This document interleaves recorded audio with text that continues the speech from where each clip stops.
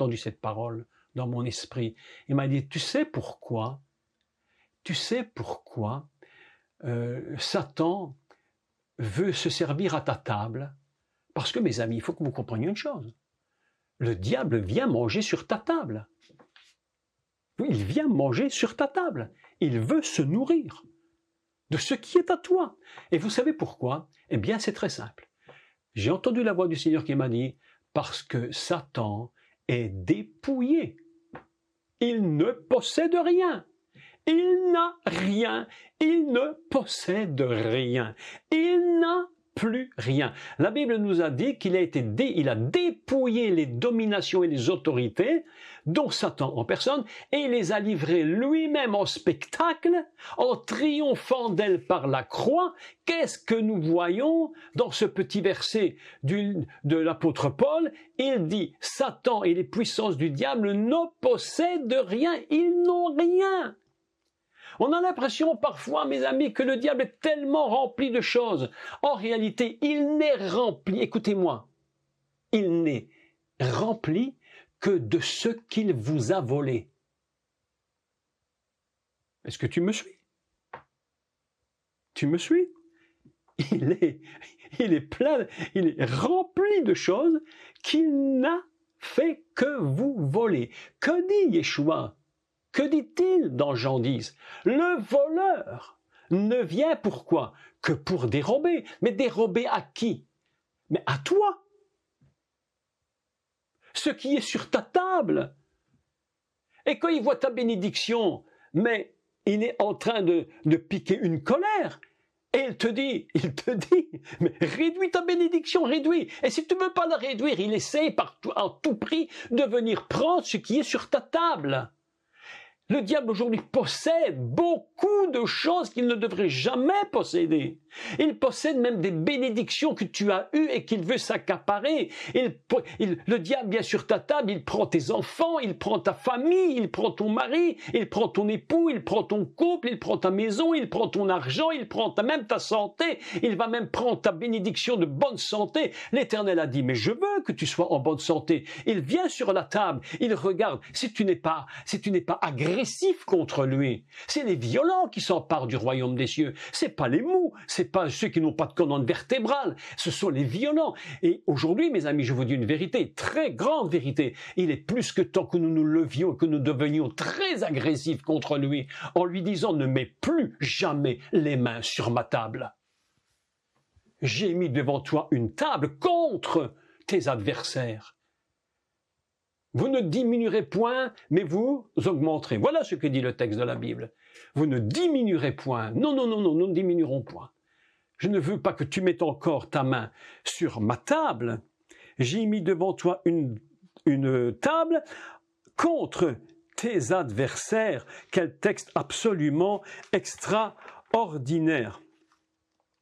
Absolument formidable. J'aimerais que nous puissions arriver à ce stade de notre réflexion sur le psaume 23, mais je veux aujourd'hui aller jusqu'au bout, même si on dépasse un peu l'heure, je veux aller jusqu'au bout, parce que c'est très très très important que ce psaume soit véritablement compris dans son sens le plus profond qui soit. Donc, nous allons lire un autre psaume qui fonctionne très bien avec celui-là.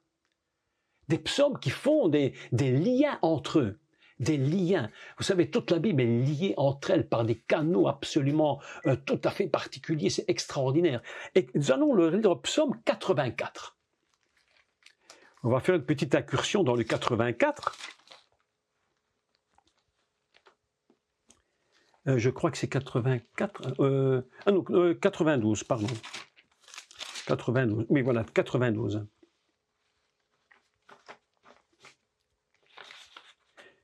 La Bible nous dit également dans le 84 que nous traversons la vallée des pleurs. La vallée de Baca, c'est l'allée des pleurs. Mais l'Éternel donne la gloire. Il donne la gloire quand tu es dans la vallée des pleurs, si tu te tiens droit. Écoutez maintenant le psaume 92. À partir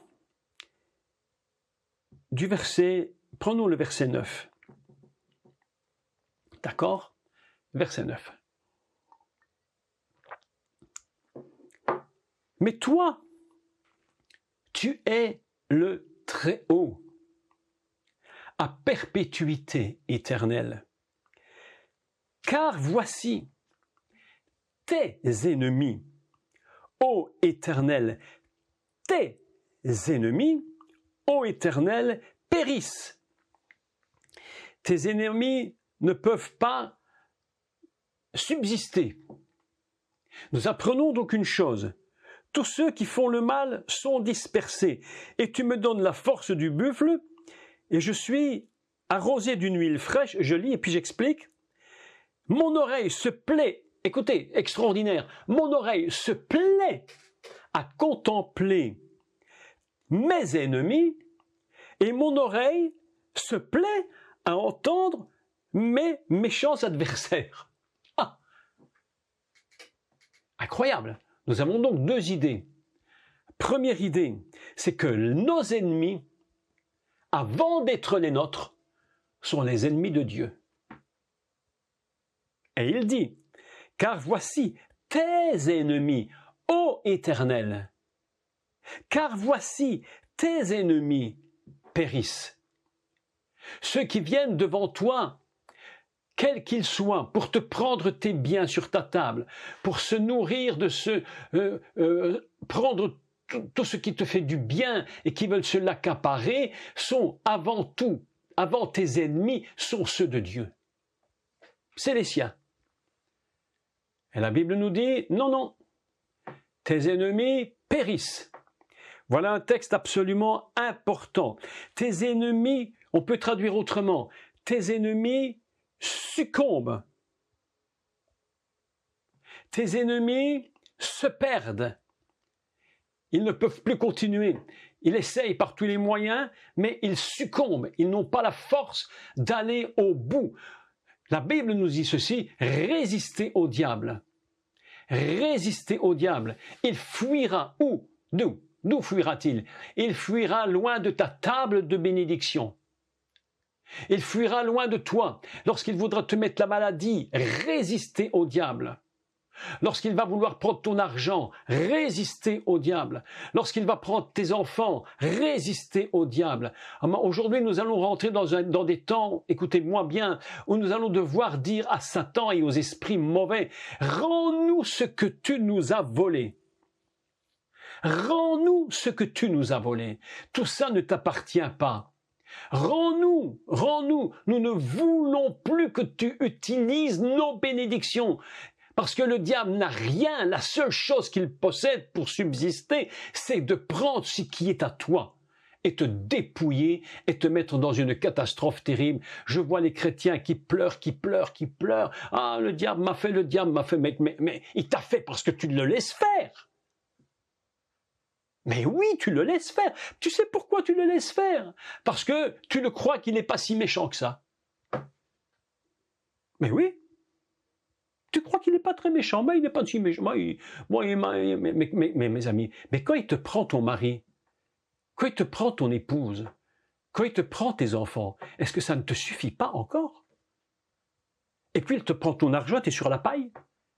Est-ce que ça ne te suffit pas encore? Et puis tu es tellement désespéré qu'il vient devant ta table et tu le laisses faire. Et il te prend ta santé. Est-ce que ça ne te suffit pas encore? Moi j'ai dit c'est fini. Mon épouse est ici à côté de moi, elle m'écoute en même temps, on est ensemble. Et on a décidé, plus jamais, tu ne mets la main sur ma table. Ce qui est à moi est à moi. Et Yeshua a dit, Père, tout ce que tu as est à moi. Et tout ce que j'ai est à toi, à personne d'autre. Il est devant toi, une table bénie. Tu regardes ta table, et à cause de ta faiblesse, à cause de ta méconnaissance, de sa méchanceté au diable, ta table est presque vide. Et vous vous étonnez aujourd'hui que vous ne voyez plus grand monde dans les églises en train de prier, en train de servir le Seigneur. Mais comment tu veux que tu le serves? Tu as l'impression qu'il t'a abandonné, mais il t'a tout donné. Mais le diable t'a pris ce que tu avais et tu l'as laissé faire. Voilà le psaume 23. Tu ne diminueras pas. Tu ne feras que grandir, grandir et grandir. Je te donne je te multiplierai. Dieu a dit à Abraham, il dit, je te multiplierai à l'extrême. Mes amis, l'expression hébraïque est forte. Je te multiplierai dans le sang de sang. Bimhod mehod, c'est-à-dire dans le sang de sang, je te multiplierai, tu ne diminueras point, mais tu grandiras. Voilà la table. Mais mes amis, je vous dis, si vous n'êtes pas agressif avec le diable, mais il fait ce qu'il veut avec vous. Il fera toujours ce qu'il veut. Quand est-ce que vous allez vous lever et dire enfin, maintenant, ça suffit? En hébreu, on dit die. Die. El Shaddai. El Shaddai. Écoutez, parenthèse extraordinaire. Dans mon esprit maintenant, qu'est-ce que c'est que El Shaddai? Tout le monde dit c'est le Dieu Tout-Puissant. Mais c'est bien autre chose que ça. Il faut couper le mot en 3 parties. El Shaddai. El, c'est Elohim. Shad, c'est ce qu'on appelle en hébreu les mamelles, c'est-à-dire ce qui donne de la nourriture. Et Dai, ça suffit. Mais quand est-ce qu'on va cesser? Quand est-ce qu'on va cesser de se laisser manger? Dieu t'a donné la nourriture, et toi tu vas dire à Satan, Dai, ça suffit, ne continue plus. Ne continue plus, je ne veux plus te voir dans ma maison. N'ose même plus mettre un pied. Résistez au diable, il fuira loin de vous. Ah mes amis, ça c'est un texte.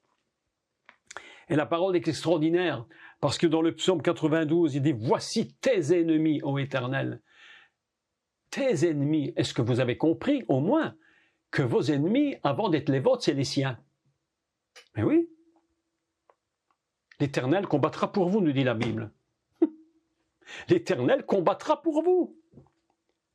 Et nous sommes là, en train de nous plaindre. Et on le laisse faire depuis des dizaines d'années. Est-ce que vous savez, mes amis, qu'il y a des familles entières qui sont détruites? Détruites parce que le diable a dévoré complètement les familles par génération entière. Et les enfants continuent de subir les faiblesses des parents. Ils n'ont plus rien. Mais quand est-ce que ça va s'arrêter? Et voilà la question que, ce soir, c'est une question que Dieu nous pose. Mais quand est-ce que ça va s'arrêter? Est-ce que vous n'en avez pas assez marre de vous faire dévorer? Moi, j'ai dit non. La Bible nous dit, le zèle de ta maison me dévore. Alors, c'est très amusant cette phrase parce qu'elle est comprise complètement à l'envers. Complètement à l'envers. Une dame vient l'autre jour à la position des mains, on priait pour les gens, et puis elle me dit, vous ne pourriez pas prier pour moi? J'ai dit, pourquoi tu veux que je prie pour toi? Elle me dit, parce que je voudrais que le zèle dans la maison me dévore. J'ai dit, surtout pas, ma chère sœur. J'ai dit, surtout pas, parce que tu n'as pas compris du tout ce que ça veut dire.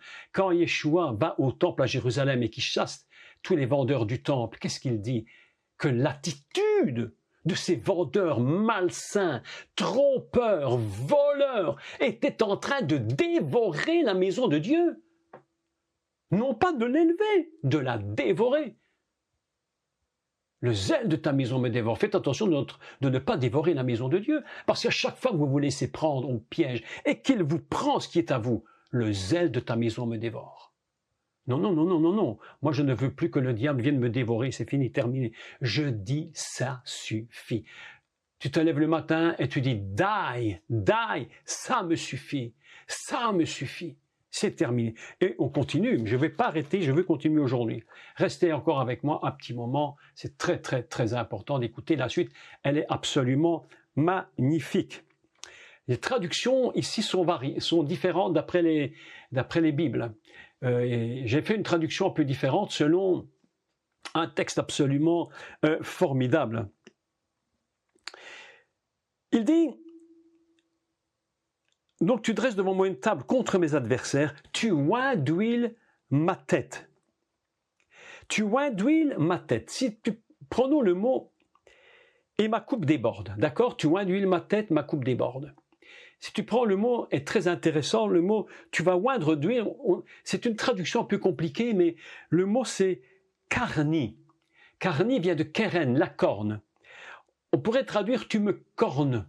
Tu me mets de la corne. C'est-à-dire, qu'est-ce que c'est que cette corne? C'est cette corne avec laquelle on va faire l'onction d'huile.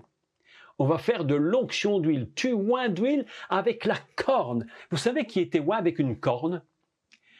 Écoutez, c'est pas par hasard que le mot est utilisé, je crois que c'est pas par hasard.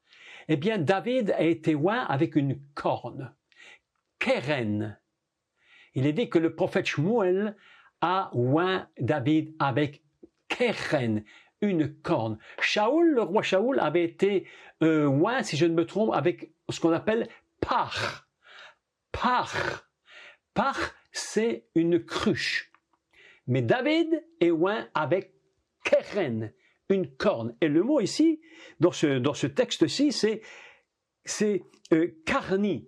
Tu m'as mis de l'huile avec la corne. Tu m'as corné, en fait. C'est intraduisible, mais tu m'as corné avec de l'huile. Extraordinaire. Et puis, il continue le texte et il va utiliser le mot, il va utiliser balotti. Balotti, c'est un mot intéressant parce que, en hébreu, ça signifie inépuisable. Écoutez, inépuisable. Tu m'as oint d'une huile, on pourrait traduire ainsi, mais la traduction est tellement compliquée pour trouver une formule qui fonctionne parfaitement en français. Tu m'as corné inépuisablement avec l'huile. Tu m'as mis de l'huile, tu m'as oint d'huile avec une corne inépuisable. Mes amis, lorsque tu as compris que l'ennemi ne peut plus venir te prendre ce que tu possèdes, eh bien, il va te oindre d'une huile inépuisable. Et on dit Beshemen Ra'anan. Beshemen Ra'anan. Dans une huile fraîche. On peut traduire Beshemen Ra'anan, huile fraîche. D'accord. Mais on peut dire autre chose. Écoutez bien ce que je vais traduire maintenant. On peut faire une traduction un peu différente. On peut faire Ra'anan signifie également quelque chose qui est vert, qui est verdoyant et qui est florissant. Et c'est ce que Dieu nous dit. Je t'ai mis dans de verts pâturages. Je t'ai pas mis n'importe où. Dans un endroit verdoyant, florissant, fleuri. On peut même traduire touffu, où l'herbe est véritablement touffue, il y a vraiment de tout. C'est une huile qui te permet d'être florissant, mais de façon inépuisable. C'est pour ça qu'on pourrait traduire d'une façon très amusante. Je t'ai corné inépuisablement et je t'ai engraissé ta tête. Si vous faisiez une traduction littérale, mais c'est pas possible de traduire comme ça. On va nous dire que c'est une traduction complètement impossible. Mais néanmoins, on pourrait la traduire comme ça. On pourrait le traduire de cette façon. Une huile incroyable. Une huile, quand tu la reçois sur toi, c'est une huile qui ne s'arrête pas. C'est une huile qui te donne de fleurir. Elle a un pouvoir de te donner, de faire fleurir. On pourrait donc ainsi traduire. J'ai graissé ta tête avec de l'huile. Si on fait une traduction littérale, c'est incroyablement drôle. Et pourtant, c'est ça. Notre tête ne peut pas être sans huile. Écoutez-moi, ceci est très important. Vous ne pouvez pas être sans huile. Le jour où l'huile disparaît, ta lumière disparaît. Tu ne peux pas vivre sans huile. Et qu'est-ce que c'est que shemen? L'huile, c'est quoi shemen? On appelle ça shemen zaït, l'huile d'olive. Shemen tahor, l'huile pure, produite à l'intérieur même du temple. L'huile ne vient pas de l'extérieur, elle vient de l'intérieur du temple. Dieu avait dit aux sacrificateurs, c'est à l'intérieur que vous allez concasser l'olive pour en faire de l'huile qui sera shemen zaït tahor, une huile d'olive pure. Et je oins ta tête, et tu ne peux pas être sans huile, c'est impossible. Sinon le diable immédiatement sait qui tu es. Ce qui te protège, c'est quand il voit l'onction sur toi et qu'il constate que tu as une autorité et qu'il n'a même plus le droit d'ouvrir la bouche. Mes amis, écoutez-moi bien. Il ne faut jamais discuter avec le diable. Il ne faut jamais faire la conversation avec lui. Ça ne sert à rien. Faire la conversation avec lui ne sert à rien. La Bible nous dit, Jésus ne parlait pas avec les démons, il les empêchait de parler. Parce que lorsque tu parles avec eux ou avec lui, tu te mets au même niveau. Et si tu es au même niveau, je te promets, tu ne vas jamais gagner. Toi tu parles, lui se tait. Toi tu parles, lui se tait. Tu as autorité et il ne te répond pas. Ça dépend quelle est ton autorité. Shemen, mes amis, la valeur de Shemen, elle a deux dimensions. La valeur de Shemen, c'est deux valeurs numériques. La première, 390. Et je vous dis ce que vaut le poids de 390 dans la Bible. C'est un poids extrêmement important. 390. Qu'est-ce que 390? Eh bien, je vais vous donner un seul exemple. Il y en a plusieurs. Mais je donne un exemple de 390 qui est équivalent à Shemen. C'est Hashekina. Ashrina, la présence de Dieu qui habite. Dieu dit, je veux habiter parmi vous. Il dit, Anishranti betorem, Anishranti, je veux habiter. Valeur donc de Ashrina, la Shekinah, là où Dieu habite, 390. C'est quoi? C'est l'huile sainte. Quand tu as l'huile, tu sais que Dieu habite avec toi, en toi et avec toi. C'est la même valeur. Valeur de Shemen, deuxième valeur calculée d'une autre façon, 48. Qu'est-ce que 48? C'est le mot qui signifie donc Raïl, le soldat, l'armée. Mes amis, l'huile que Dieu nous donne, c'est une huile qui fait de nous des guerriers, une huile qui fait de nous des soldats de Dieu, une huile qui est la présence même de Dieu dans nos vies.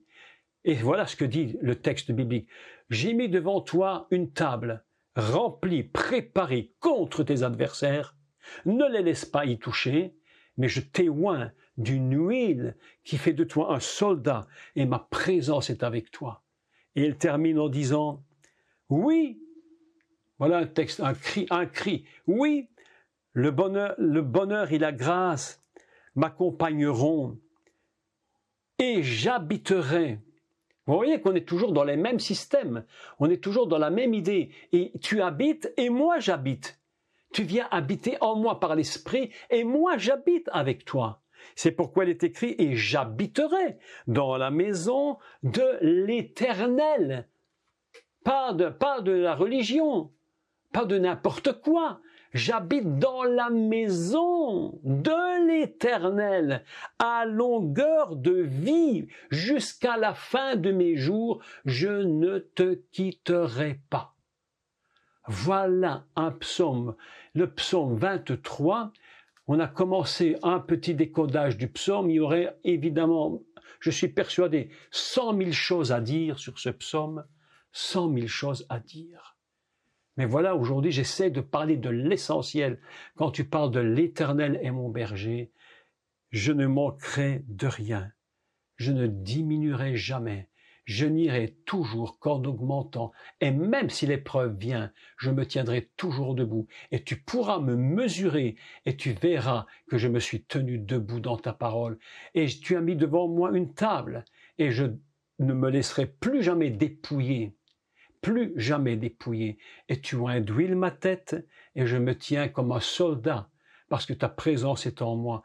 Et à cause de tout cela, je suis dans ta maison à longueur de vie.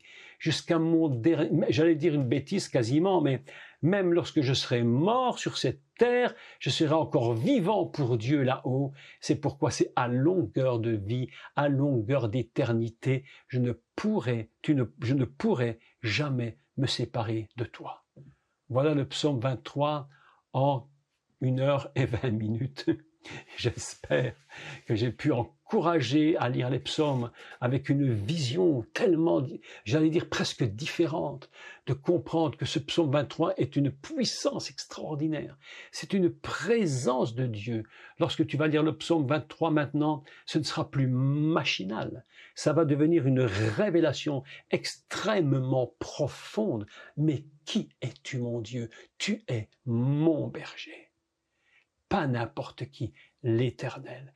Je me tiens dans ta maison, je me tiens dans l'éternité. Vous comprenez que quand le roi David prophétise, donne ce psaume, c'est quasi, est-ce que j'oserais dire, une prophétie concernant le Mashiach. Voilà quelque chose d'absolument extraordinaire. Et d'ailleurs, écoutez bien, je vais faire une lapalissade, une lapalissade. Vous savez ce que c'est une lapalissade, hein? Le psaume 23 se trouve entre le 22 et le 24. Ah bon, ça ne l'a pas dit ça n'était pas une grande révélation.